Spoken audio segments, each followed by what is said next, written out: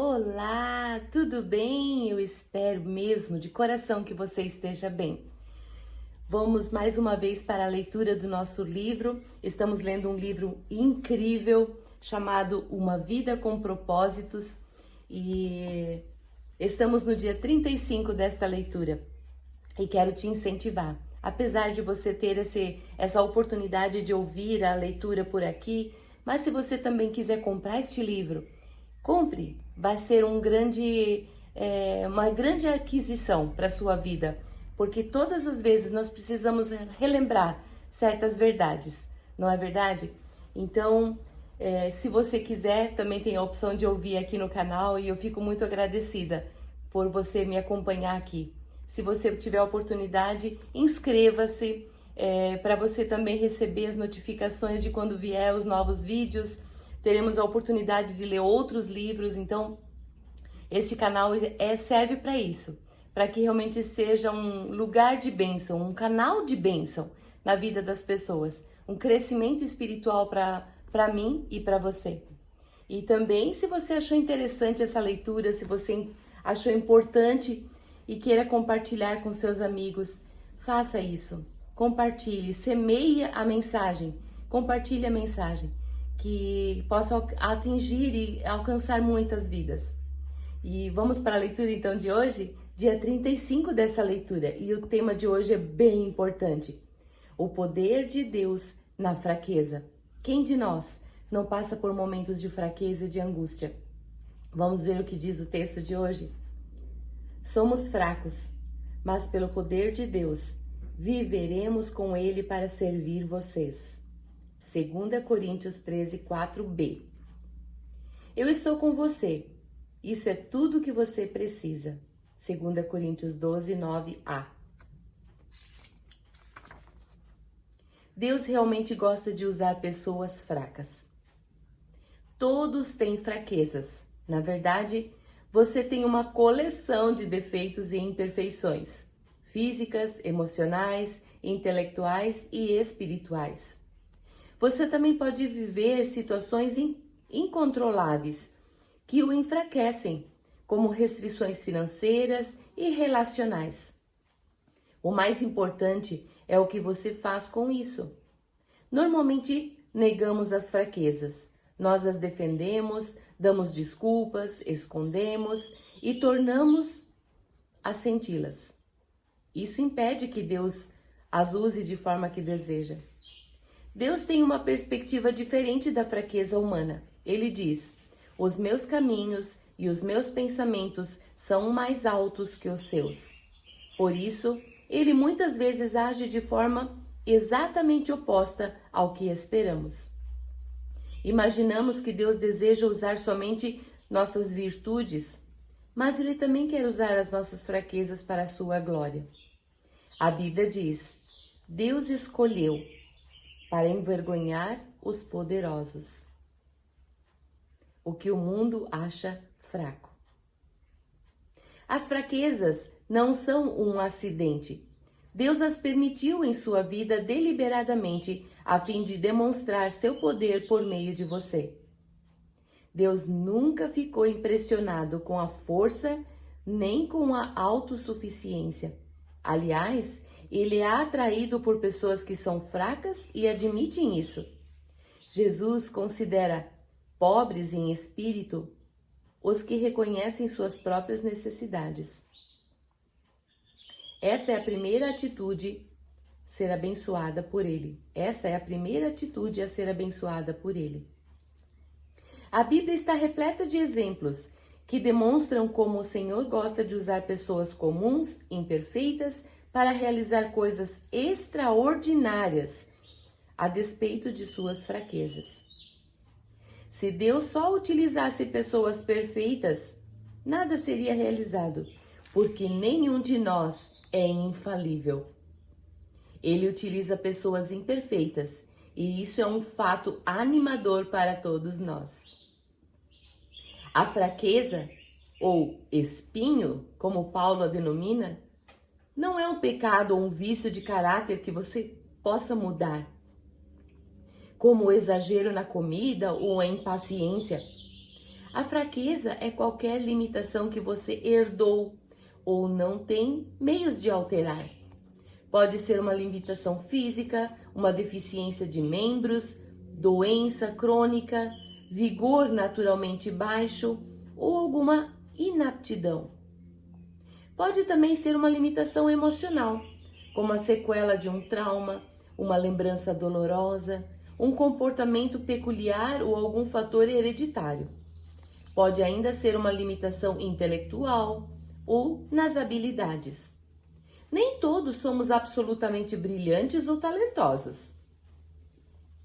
Quando você pensa nas limitações de sua vida, pode se sentir tentado a concluir: Deus nunca poderia me usar. Contudo, o Senhor jamais será limitado por nossas limitações. Aliás, Ele gosta de encher recipientes comuns com seu grande poder. A Bíblia diz: somos como vasos de barro em que este tesouro é armazenado. O poder real vem de Deus, mas não de nós. O exemplo da cerâmica comum. Apresentamos falhas e quebramos. A exemplo da cerâmica comum, apresentamos falhas e quebramos com facilidade. Reli. Mas Deus irá nos usar, se permitirmos que Ele trabalhe por meio de nossas fraquezas. Por isso, ou para isso acontecer, devemos seguir o exemplo de Paulo. Admita suas fraquezas. Confesse suas imperfeições. Pare de fingir que é perfeito e seja honesto a respeito de você mesmo. Em vez de viver apresentando desculpas e recusas, identifique, sem pressa, suas fraquezas pessoais. Você pode até fazer uma lista delas. Duas grandes confissões no Novo Testamento ilustram o que é necessário para uma vida saudável. A primeira feita por Pedro, que disse a Jesus: Tu és o Cristo, o Filho do Deus vivo. A segunda, feita por Paulo, que disse a uma multidão que o idolatrava: Nós somos simples seres humanos como vocês. Se você quer que Deus o use, deve saber quem é Ele e quem é você. Muitos cristãos, principalmente líderes, esquecem-se da segunda verdade. Somos apenas humanos. Se uma crise for necessária para que você admita isso, Deus não irá hesitar em permiti-la, pois Ele o ama. Regozije-se na sua fraqueza. Paulo disse: Sinto-me muito feliz em me gloriar das minhas fraquezas, pois assim o poder de Cristo poderá agir por meu intermédio. E como sei que tudo é para Cristo, estou muito contente com a minha fraqueza. Nossa, que forte isso, né? Quantas vezes a gente esquece disso? Em princípio, isso não faz nenhum sentido. Queremos ser libertos de nossas fraquezas, mas não nos regozijamos nelas. O regozijo, no entanto, é uma expressão de fé na bondade de Deus. É como dizer: Deus, creio que tu me amas e sabes o que é melhor para mim. Paulo apresenta várias razões para ficarmos contentes com as nossas fraquezas. Para começar, elas nos fazem depender de Deus. Falando a respeito da própria fraqueza que o Senhor recusara eliminar, o apóstolo declarou: Já que eu sei que tudo é para o bem de Cristo, alegro-me nas fraquezas, nos insultos, nas durezas, nas perseguições e nas dificuldades, porque quando estou fraco, então sou forte. Sempre que me sentir fraco, Deus irá lembrá-lo de que você depende dele. As fraquezas também previnem a arrogância. Elas nos mantêm humildes, como diz Paulo, por causa da grandiosidade daquelas revelações que eu não ficarei orgulhoso. Recebi o dom de um obstáculo que me mantém em contato permanente com minhas limitações. Deus, em muitos casos, reúne uma grande fraqueza com uma grande força, a fim de manter nosso ego sob controle. A limitação pode agir como um instrumento ou controlador que nos impede de nos apressar a passar à frente de Deus. Quando Gideão recrutou um exército de 32.000 homens para combater os midianitas, Deus os reduziu a apenas 300 homens. Isso fez que as chances no combate contra as tropas inimigas, cujo efetivo era de 135.000 homens, ficasse reduzida à proporção de 1 para 450. Isso aparentemente era a receita para a ruína. Mas Deus agiu assim, para que Israel soubesse que fora o poder de Deus, não a força deles, que os havia libertado ou livrado. Nossas fraquezas também incentivam a comunhão entre os fiéis. Enquanto a força gera um espírito independente, não preciso de mais ninguém, as limitações demonstram quanto precisamos uns dos outros. Quando tecemos as frágeis fibras de uma vida uns com os outros, surge uma corda de grande força. Vance Havner brincava: os cristãos são como flocos de neves, são frágeis, mas juntos param o trânsito. Acima de tudo, nossas fraquezas aumentam nossa capacidade para o exercício do ministério e da solidariedade. Elas nos tornam mais atenciosos e nos fazem sentir compaixão pelas fraquezas dos outros. Deus quer que você tenha um ministério semelhante ao de Cristo. Isso significa que as outras pessoas devem achar cura nas feridas. As mais profundas mensagens de vida e o ministério mais eficiente surgiram das dores mais profundas. As coisas que o deixam mais constrangido e envergonhado, as quais reluta em compartilhar, são justamente os instrumentos que Deus usará com mais poder para curar outros. Você já pensou nisso? O grande missionário Hudson Taylor disse: todos os gigantes de Deus são pessoas fracas. A fraqueza de Moisés era seu temperamento. Por isso, ou por causa disso, ele assassinou um egípcio, feriu a rocha a qual deveria falar e quebrou as tábuas dos 10 mandamentos. Ainda assim, Deus transformou-o no homem mais paciente da terra. Eita, temos esperança. As fraquezas de Gideão eram baixa autoestima e profunda insegurança, mas Deus transformou num poderoso guerreiro. A fraqueza de Abraão era o medo. Não uma, mas 2 vezes ele afirmou que Sara, sua mulher, era sua irmã, apenas para se proteger. Mas Deus transformou Abraão no pai de todos os que têm fé. Impulsivo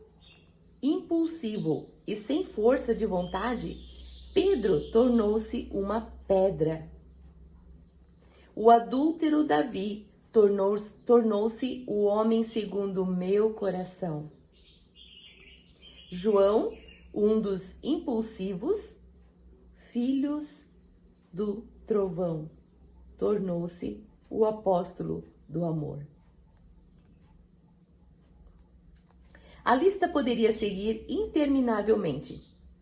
Não tomarei muito tempo para relatar as histórias de fé de Gideão, Baraque, Sansão, Jefté, Davi, Samuel e de todos os profetas. Suas fraquezas se transformaram em força. Deus é especialista em transformar fraqueza em força.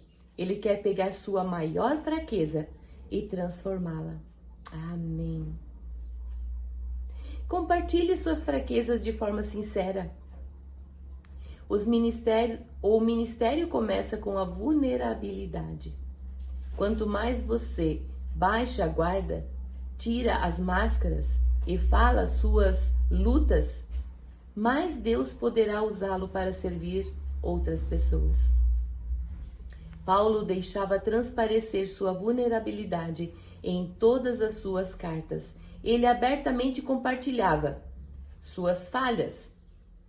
Quando quero fazer o bem, não o faço. E quando tento não cometer erros, acabo errando no mesmo jeito. Seus sentimentos? Eu contei-lhes tudo quanto sentia. Suas frustrações. Fomos pisoteados e totalmente subjugados. Pensamos que jamais iríamos sobreviver àquela situação. Seus medos.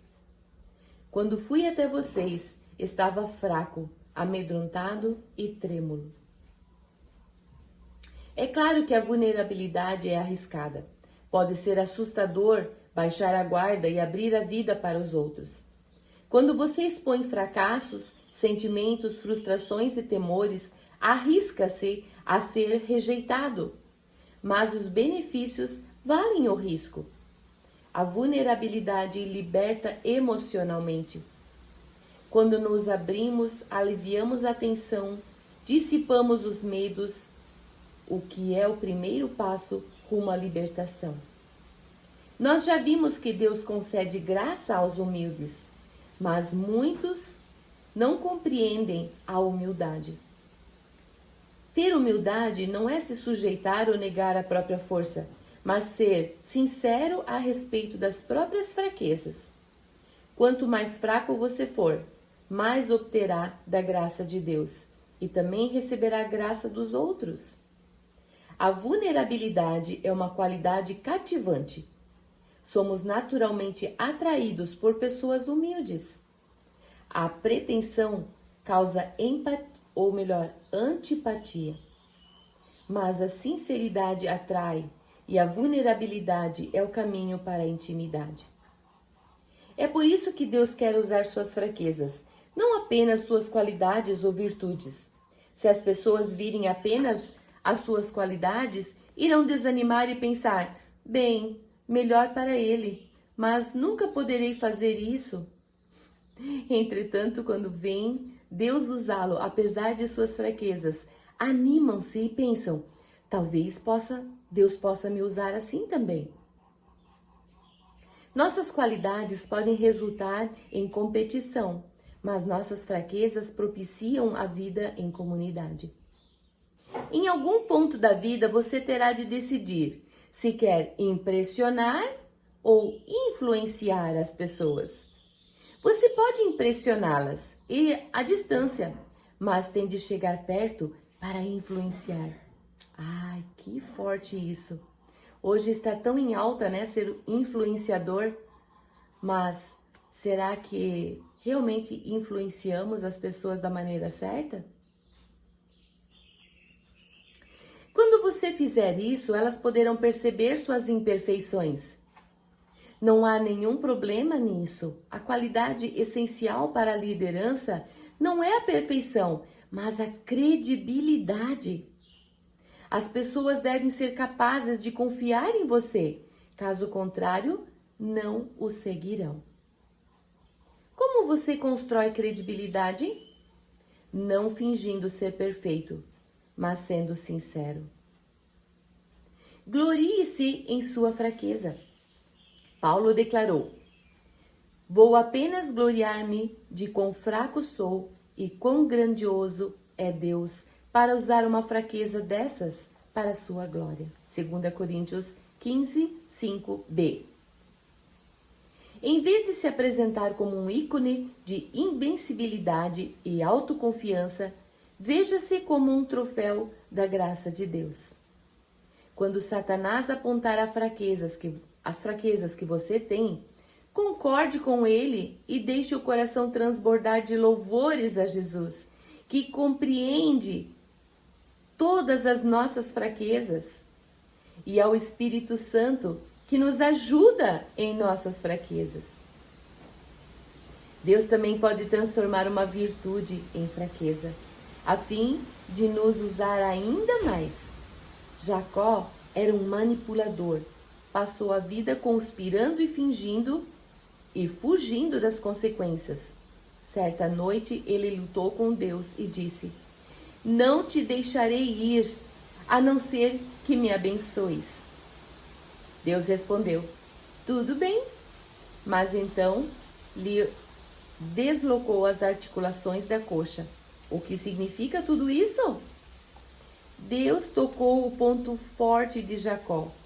O músculo da coxa é o mais forte do corpo humano e transformou-o em fraqueza. Daquele dia em diante, Jacó passou a marcar ou a mancar, para que jamais voltasse a fugir. Isso o forçou a depender de Deus, quer desejasse, quer não. Se você quer que Deus o abençoe e o use de uma forma grandiosa, precisa estar disposto a mancar até o fim de seus dias, pois Deus usa pessoas fracas. Que mensagem grandiosa! Uma pergunta para meditar. É possível que eu esteja limitado ou limitando o poder de Deus em minha vida ao esconder minhas fraquezas? Sobre o que estou precisando ser sincero para poder ajudar as pessoas? Uma autoavaliação. Coloque isso, faça uma lista. Quais são as fraquezas que você tem? Coloque-as diante de Deus, para que Deus as use para abençoar outras vidas e também para que você se aproxime cada vez mais de Deus. Não deixe que as fraquezas dominem você. Deixe que Deus domine você e que use suas fraquezas para que outras pessoas venham a conhecer a grandiosidade de Deus. Que Deus possa ter falado ao seu coração assim como Ele falou comigo nesta manhã. Deus te abençoe. Até a próxima.